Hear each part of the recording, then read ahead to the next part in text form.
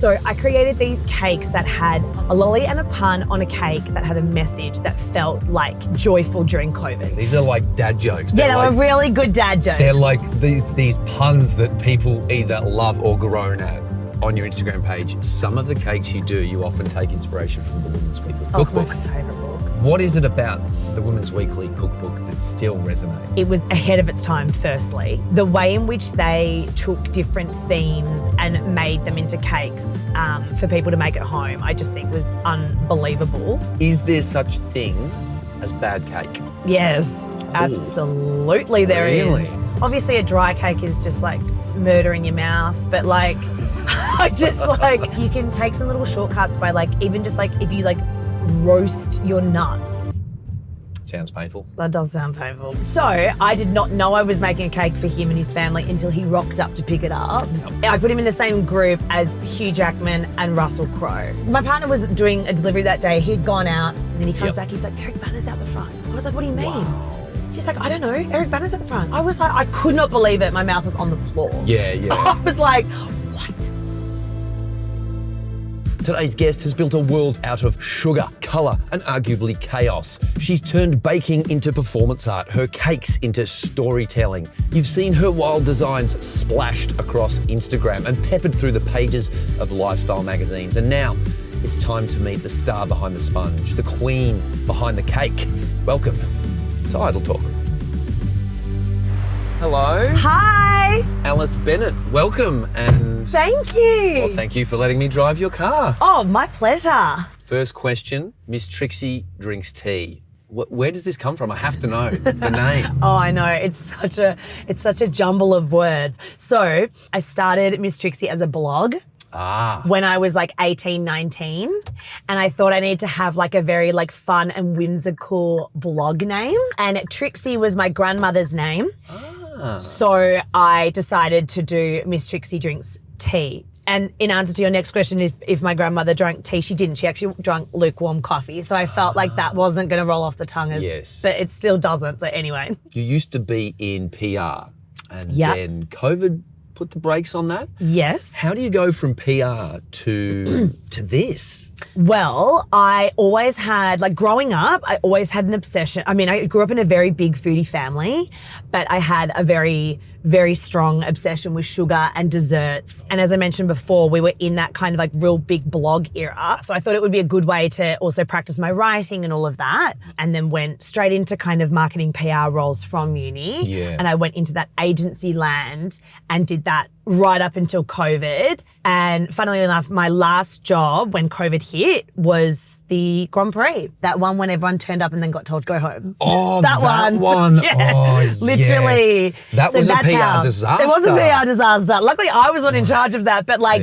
literally. So yeah, that was my last job. So COVID absolutely forced my hand, but during my time in PR and marketing, I was running it as a side hustle. So I was just doing like one cake a week. And then so how, I mean, this is your full-time job now. Yeah. So how does, one cake a week to this? I mean. Well, so part of the like magic, I suppose, was like I had to give people a reason to want to order cake during COVID. So I created these cakes that had a lolly and a pun on a cake that had a message that felt like joyful during COVID. These are like dad jokes. Yeah, they were really good dad jokes. They're like these puns that people either love or groan at. Yeah, literally. Yeah. But like majority of people loved them and thought they were hilarious. And we Yep. found out that most people love dad humor. So it worked really well. And so I just, had that benefit of building a brand that actually felt like the easy bit. It was actually more kind of like, oh, but then where do I get like 100 eggs or like 25 kilos of butter? Like that was the challenging bit for me. The actual brand building bit was actually quite easy. It sounds like it's more than a cake. You had a message. Yeah. You had like, you brought joy to Yes, this people, whole... they were just obsessed with like sending a cake to their friends to say happy birthday, but it was in a way that felt nostalgic, which is something I'm really passionate about, is like always bringing nostalgia into everything I create. I've noticed some uniquely Australian elements to your cakes as well. And one of the ingredients I've noticed is musk sticks. Oh my God. Now tell me about that. Is that something from your childhood that resonates? To be fair, I just love musk sticks, yes, but I just love lollies and I think when it comes to like buying a cake, people often like revert back to what they had as a kid. So for me, I just like to keep that in mind. Have you used things like Minties or Jaffas, any other real Australian Oh my God, my mum has ingredients? been trying to get me to use Jaffas for so long. And I'm like, Mum, no one likes a Jaffa.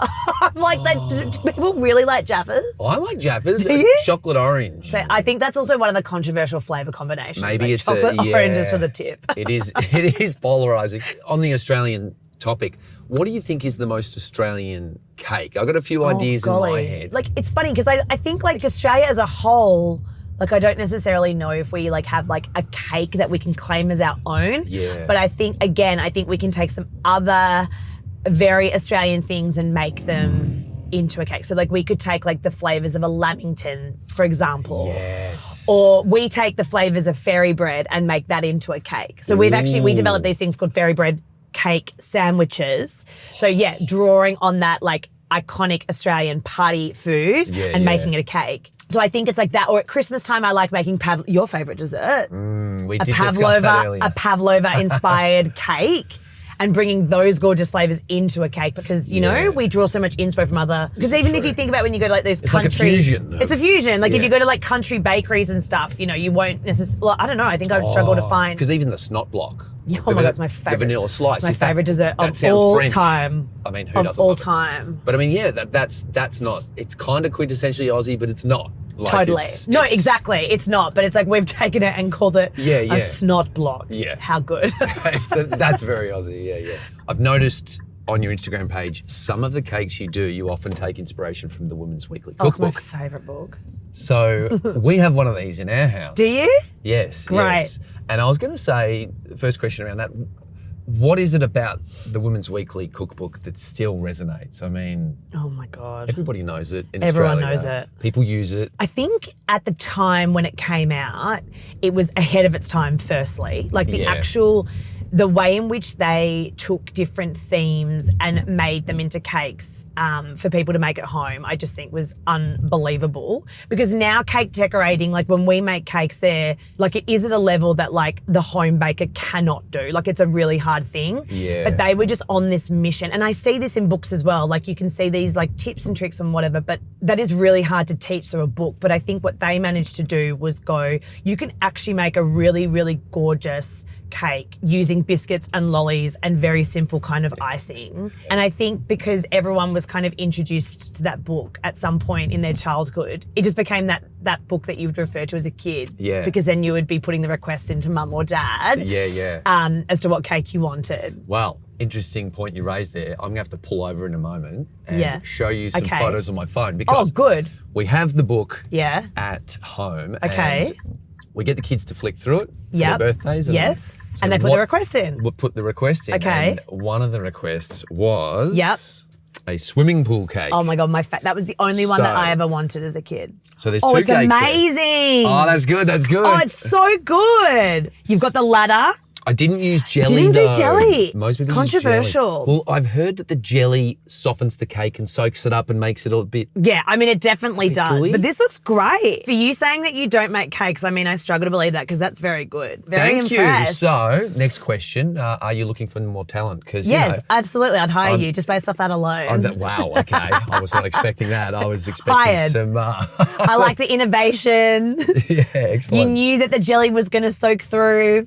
That's it. just like, that can't be taught. Like, we can't teach you that. So, like, the fact that you know that, that's just, like, that's a great hire. I remember making that cake. That was a couple of years ago. It's an art form. It is an art form. but- I don't know, but it is very impressive that you can, like, turn all these raw ingredients into, like, the most delicious, spongy, or, you know, decadent, like, cakes ever. I'm still kind of fascinated. I'm like, how does this happen? There's a bit of magic involved. There isn't is magic, because genuinely, that's- I don't think it's science. I just think it's magic. Let's go with that. I like Let's go with that, because we don't understand it. Is there such thing as bad cake? Yes, absolutely there is. Really? Oh, okay. Yeah, I think it will taste as good as the quality ingredients that you put into it. Okay. It is a classic. Like if you use, you know, low grade chocolate or low grade butter, Gotcha. or even just like skinny milk. Like just that's a no-no? We need full cream milk. Yes. You'll really notice a difference. You'll notice a difference in the crumb. You'll notice how deliciously moist it is. All of it, absolutely. I mean, it's funny though. I actually had a girl come and work at the kitchen with me yesterday, and she'd made a box cake, which I personally have not made before. Sorry, what's a box cake? Well, like the pack and mix cakes. Oh, I thought you meant a square cake. Yeah, but maybe they're like leveling up their game because it actually didn't taste too bad. Oh, I just think bad cake can be like when things are too sickly sweet. Like I think that's what for me can really kill a cake. Obviously a dry cake is just like murder in your mouth, but like I just like, I just don't even think there's very many good brands of chocolate in the supermarket. Right. Do you know what I mean? Like there's a couple. Yeah. Does it have to be cooking chocolate? No, I would avoid that cooking chocolate shit. What do they call the cooking chocolate? Compound. It's awful. It's awful. So is that code for shitty chocolate? It's code for shitty chocolate. It tastes like chalk. It's awful. You need decent chocolate. You need also like decent cocoa. I really think you need to spend good money on good vanilla. Yep. It does pay. Like you will taste it if you use some good stuff. Yeah, gotcha. And is it the same for pretty much everything? You want really good quality butter if you can manage it? If you can manage it, absolutely. Yep, if you can afford it and you can do that, then yes, like opt for a better quality butter. I think we do have really good butters in the supermarket. I think we're lucky from that. I think in general, like we are really lucky. It's just the bloody chocolates. Like you can take some little shortcuts by like even just like if you like roast your nuts. Sounds painful. That does sound painful. But if you just like roast them and then like blitz them into like something, it'll taste better than them just being like raw. Like that's a really good like shortcut. I've heard that if you roast nuts, it activates them. It's so good. Is that true? They just like come alive. They can actually taste the hazelnut or the pistachio. Like you can just taste it. Pistachio. It's just so much better. So you deliver cakes all around Melbourne. Do you drive differently when you have precious cargo on board? Yes. Oh my God. Interesting. I drive far slower and I'm typically freezing because the air conditioner will be on. Of course. And I run so cold. Like I am freezing all the time. So often if I'm like delivering like tomorrow, for example, I've got a 3-tier wedding cake to do. So it'll be a very slow drive and the car will be cold. So if you see a very slow moving vehicle happening around Melbourne, it's because there'll be a 3-tier cake in the back. Because you don't want all the frosting and whatever to melt, right? You don't want things to melt. Yeah, and then my biggest thing is when you're driving around, like I can't be hitting bumps particularly hard because you run the risk of like the cakes cracking. Yes, well that leads to my next question. Okay. Have you ever mangled or destroyed a cake with heavy braking or while driving? I actually, now I'm like, I feel like if I say that I've done okay, that tomorrow I'm going to jinx it. Like I've heard of clients leaving with their cakes and clearly taking a corner too fast and the cake hitting the side. Yes. And you've been gracious enough to let me drive your car, this Nissan Qashqai, but you call it the... Miss Trixie Mobile. It's all liveried up, which is cool because it's, it's branding for your business, but it also means you can stop in loading zones. I know, it does mean that. It's great. It's excellent for city wedding deliveries specifically. Bang, that is awesome. Sticking on the topic of cars, what was your first car? A Mitsubishi Magna. A Magna. Yeah. Bless. And it was like... they built them in Australia, some of those. Did they? They did, Well, it was like a eucalyptus green. I remember when I went to go do my driving license. So it was 4 days before Christmas. It was on my birthday. Yep. It was about 40 degrees. I went and did my test and I remember coming back. I had no idea my parents were buying me a car. And I came home and Dad was halfway under the car trying to pull like a bow through to get it up over the top of the Magna. Like a giant bow. It's a new car, but obviously it was not Sale new. of the century. Yeah, but it was old. It was like from the 80s. Yeah. But Dad was like literally on his hands and knees. So so that was my first car and I had the Magna, I think for about 2 or 3 years. Yep.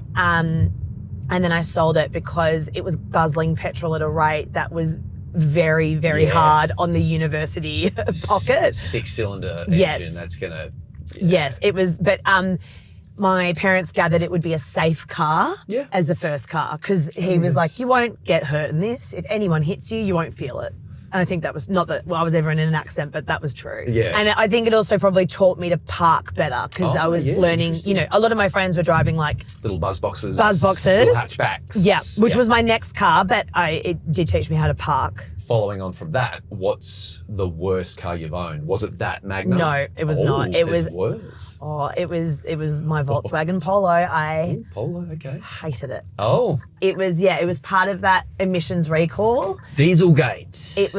And it had some engine problems. Yes. It cut out on me several times. No, it left you stranded. Yeah, so that was the worst car I've ever driven. And I pretty much vouched to never drive a Volkswagen again. There you go, left a bad taste in your mouth. It really did. Yeah, I'm not a fan. What don't you like about baking? How messy it is. Like I'm always... Are you a clean freak, bit of a neat freak? Well, more or less, but I'm just like always... I feel like I'm always covered in like flour and like just grime all the time. It's not a clean... I think people think my job is... You're like a tradie, but with edible bits. Yeah, right? I think a lot of people think it's quite glamorous and it's really not. Yeah. The other day I've turned the mixer on with like the whisk up. Ooh. I just wasn't concentrating and buttercream went all over me in my lunch, like just everything. So that's what I hate about it. And it's also just like very tiring on my 35-year-old body. Yeah, fair enough. Like I'm at the physio at the moment, like once every fortnight because my back hurts and my hips hurt. It's just cooked. And so I have to wear these really ugly shoes in the kitchen. So like orthopedic shoes? Literally. Yeah. And like, just like even washing dishes like just destroys your hands. Like I feel like I'm breaking out into like eczema half the time because of the detergents and all that kind of stuff. You talked about cake names earlier. Is it hard to come up with, because do you name every single cake you make? Yeah, I know. It's a weird thing, isn't it? Honestly, it can be really, really difficult. And then when I'm coming up with puns specifically, that's like a whole nother ballgame. Yeah. Especially when like my whole concept is relating a pun to a lolly. It's just like, I can come up with puns, but then like, will people buy the cake? Like there's so many puns I could come up with, but then it's like, for what purpose is that customer buying the it for? marketing part of you is coming out a little bit here and going, right, we need to analyse this and make sure. It still needs to sell. Yeah. So it is a bit of a challenge. I remember like when in the early days in COVID, sitting around with my family trying to come up with like puns for the cakes. Yeah. And it was like a whole thing. And it really quickly showed how like my brain could come up with one and like sell it, and then like my mum's brain is not wired that way. I remember like we were sitting there and she's like, oh, you could just put like on a cake, roll your Jaffas down the stairs. And I was like, okay, what? She's like, that's what we used to do in the movies. And I was like, that doesn't make any sense. It's a long name. And now it's just like this like family thing. My brother literally comments on all my Instagram posts, been like, roll your Jaffas down the stairs because of mum's shocking joke. Like, what? Is there any names that were too risque or provocative that you wanted to use but couldn't because... Do you know what? Even just like yesterday, I was putting some letters on a cake and I was like, God, it'd be really good to have... I wonder if there's like a little dog lolly out there and then I could write like birthday bitch. And I was like, I reckon that would divide the internet. Well, let's see. Maybe we get some comments at the bottom of this video. Tell me. Should Alice... Yeah, do a cake. If I can source some little dog lollies, could I do birthday bitch? This could be a whole new adults only. I've had that said to me on so many occasions. Yes. Like there should be like a sealed section of your website. So is there anywhere you wouldn't go? Like let's say someone wants a cake for a buck's night or a hen's night. Oh no, I'm happy for... And they want a certain part of the human anatomy on said cake. No, I've definitely done human anatomy on cakes before. I've definitely done, right. I've done like big penis cakes for hens. That's so good. I've got these little like penis molds at work. We don't see those on Instagram though, do we? No, you don't. No, because Instagram will shadow ban me. I can't do that. No, you don't want that. No, and then I've written lots of like profanities on cakes before. Yes. I've been asked to do that on many occasions. I feel like every word has been put on a cake. Okay, I've got some potential cake names. I came up with these. Oh, good on you. The Rolling Scones. Oh, okay. Is that something you could... I like that. Could be like a Crockenbush thing. Maybe you could do that. Of scones? Yeah. I like that. A car themed one, Burnout Brownie. Oh, I like that. I don't know how it would work. Maybe skid marks on it somewhere. Could be licorice skid marks. I like that. That's really good. And then you finish it with Ford Fondant. Got it. Yeah, I like it. They're pretty good. So car cakes are definitely in the Yeah. We like a car lexicon. cake. Yeah, nice. Even when like I announced my Nissan ambassadorship, I came up with a pun that was like, Nissan up, I'm a Nissan ambassador. That's good. It was really good, except it did get cut right at the final moment because someone realised that Volkswagen had a car that was called Up or something. Yes, they have the Volkswagen right? Up. Yes. So then it wasn't run. I was still devastated by that. I think we could probably use it now because I don't know if that Up car exists. I think it exists, but they don't sell it in Australia. They stopped selling good. it here. Okay, well, it's gone now, so maybe I can come back to it. Hopefully you don't get a call from the lawyers. Yeah. Desist. You've made some pretty massive cakes in the past. Yep. I saw that big heart-shaped wedding cake that took 2 days to It took make. forever. Stuff like that, huge ones, the complicated ones. Do you get nervous before a big bake? Yes, always. The bigger ones are like just like bigger. It's like higher risk, you know. Could break in half. Anything could happen. In fact, those big. There's more weight, right? There's so much weight. That big love heart cake that you're referring to needed 2 of us to lift it. Yep. I had to get a whole custom board made, and it had to have like a chock underneath it so we could because you can't like even get your block. because you can't even get your fingers underneath the board because it's so heavy. And that particular cake went to the State Library, to which when I didn't take a trolley because I was like, oh, it won't be that far. And it was like 800 metres, which doesn't sound that much when you say it out loud, but you're like, okay, hang on, that's almost a K that I'm walking, like a 50-kilo cake. People have weddings at the State Library? Yeah.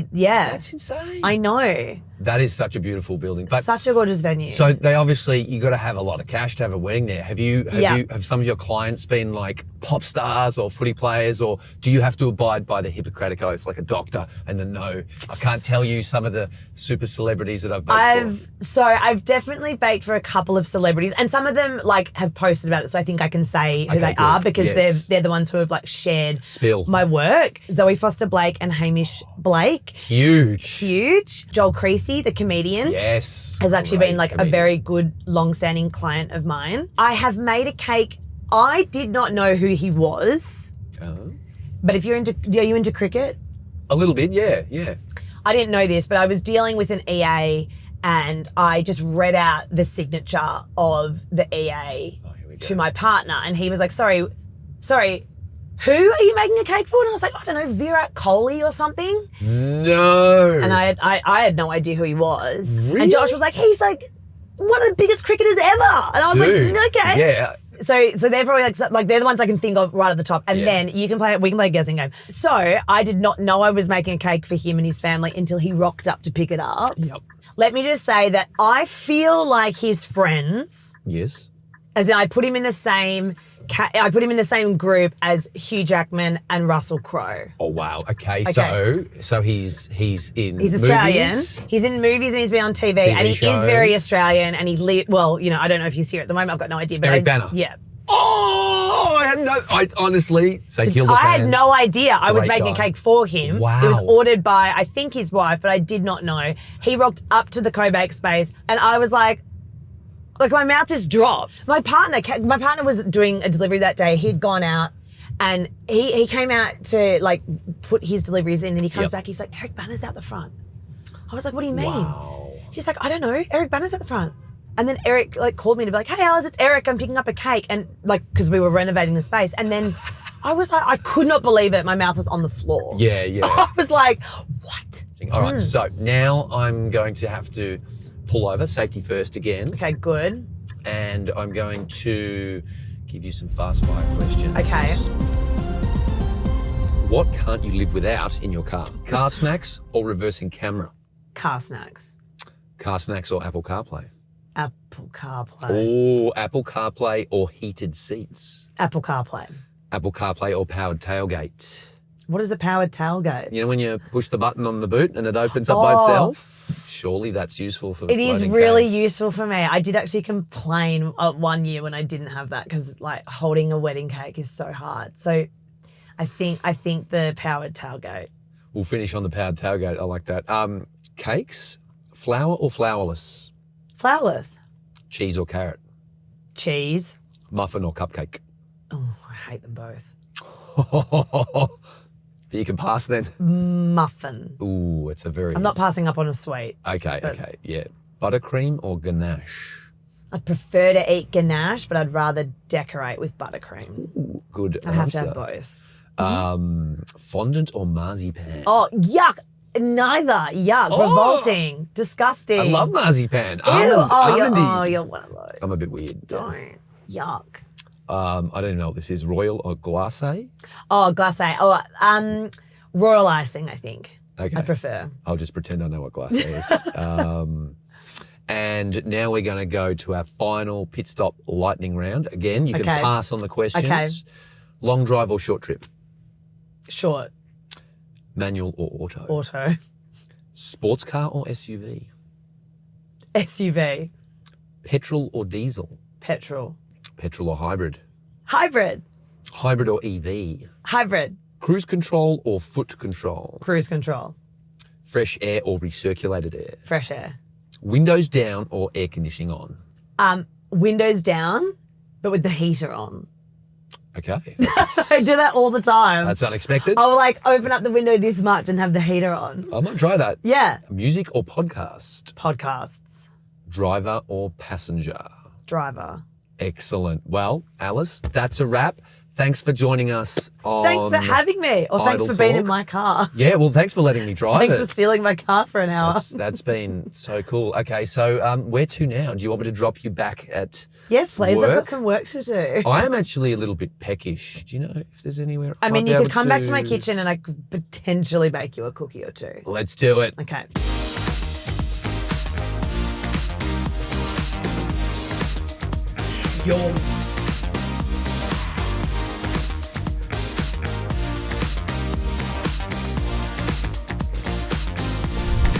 Thanks so much for watching. Stay tuned for the next episode of Idle Talk.